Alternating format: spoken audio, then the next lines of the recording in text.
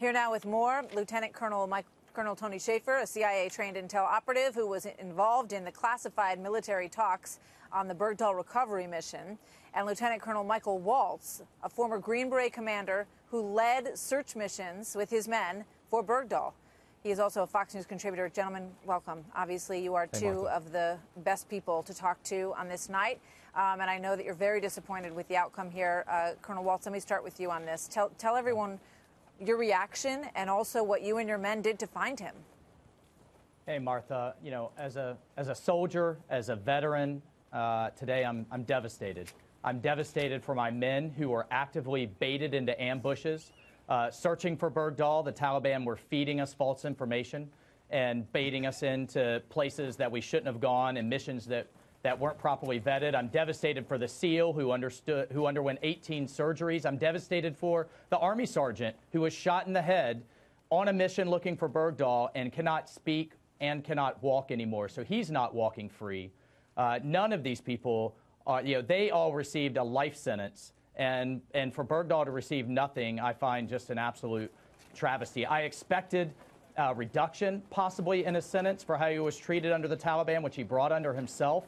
But now to find out that not only is he walking free, he's appealing his dishonorable discharge and seeking what? An honorable discharge? And I would expect maybe a book deal and a movie deal after that. I just find absolutely devastating. And finally, Martha, you know, he is affecting these wheels that he set in motion in this trade that Obama approved is affecting American hostages all over the world as we speak, because all of those terrorist groups holding Americans hostage today expect to trade like what Bergdahl got. So it's just devastating all around.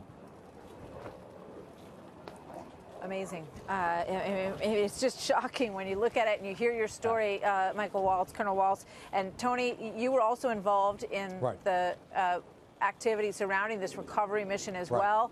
Your thoughts on how this ended? Well, look, as Michael pointed out, there was an extraordinary effort made once he abandoned his post to get in there. I was involved in a number of aspects of this relating to just getting him back in some form. A lot of us felt in many ways he should probably just perish on the battlefield where he went because he put himself there. As Michael said, look, this is setting all sorts of bad precedents, and most particularly, you know, this allows for essentially the idea that a soldier who gets fed up and tired can get up and leave his post and walk away and expect a sentence less than someone who sells drugs out of the barracks. Martha, I know people who went to Leavenworth for selling drugs out of the barracks who have longer sentences than this man who deserted his post. And to Michael's point, the Article 99 charge was partially based on the fact that there was some level of cooperation with Bergdahl after he went to the Taliban, who they allowed for him to help the Taliban set up ambushes of Waltz's folks. That's how bad this is. Colonel Waltz, talk to us about the military proceeding, and the way that this was arrived at, and the judge who made this decision. Well, I think, obviously the defense made their case for how he was treated, which I will point out is according to Bergdahl himself.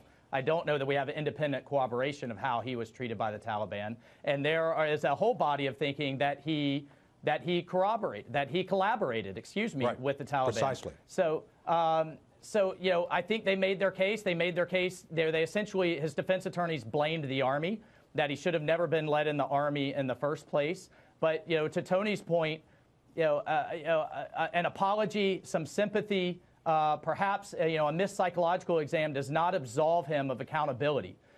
This is not the Army's fault. This is about personal responsibility on Bergdahl's fault, and for him being held accountable for what he did. I will say, though, that there is a four-star general, Robert Abrams, that is overseeing the court. He does have the final say. This is the same general who rejected pleas under the Obama administration that he not go to court-martial at all. So there is some hope.